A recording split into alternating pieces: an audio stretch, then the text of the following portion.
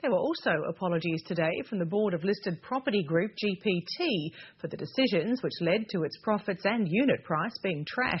But many shareholders were less than impressed by explanations surrounding a number of deals, including the multi-billion-dollar joint venture with Babcock & Brown, which almost brought GPT to its knees. Andrew Robertson reports. Shareholders were looking for answers, but before they could confront GPT's directors, they were confronted by the company's industrial relations policy.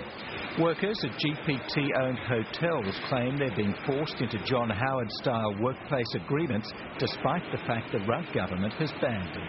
At the 4 Points, for example, where GPT owns and employs the workers, they recently rejected the company's attempt to put a new agreement through. The company's response to that was they didn't like the outcome of the ballot, so they're putting it back out and putting pressure on people to re-vote and vote the right way. Once inside, shareholders focused on the directors who took GPT to a $2.5 billion loss last year, a unit price which has lost 75% of its value in the past 12 months, and distributions which have been slashed. They'll blame the international market. I blame their inefficiency, their negligence. Why are they paying dividends? They don't have enough money. They didn't look after their core business in Australia here, and they spread themselves too thinly with so many different deals. Sensing the mood of investors, outgoing chairman Peter Joseph opened proceedings with what he described as a sincere apology. And for the next 4 hours, the board was left in no uncertain terms what those investors thought, with some well-known shareholder activists leading the way. New Chief Executive Michael Cameron was philosophical about the grilling the board received. In the circumstances, it's a fair comment for people to be genuinely upset across the market. The sector has performed poorly globally in Australia, and GPT's no exception.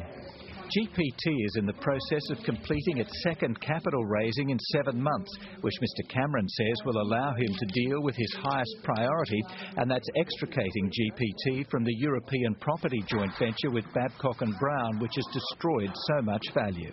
The perception around GPT at the moment is that it's a company that makes mistakes, and that perception wasn't helped by the how-to-vote cards given out at the annual general meeting. The 3 columns on the cards are for shareholders to cast their votes. They're meant to be headed for, against and abstain, but those headings were missing. Fortunately for GPT, all the votes at the meeting were decided on a show of hands, which included a 44% vote against GPT's remuneration report. The proxy vote was 30% against.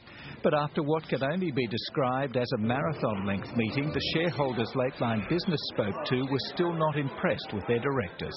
For all the money that's been shredded in the shareholding, it wasn't all that satisfactory, the explanation. The warning is, be honest with the shareholders. They didn't really explain it, and I think there's a lot of things they don't tell us. I think people still feel angry about, the whole thing. New chairman Ken Moss will have his work cut out to get investors back on side.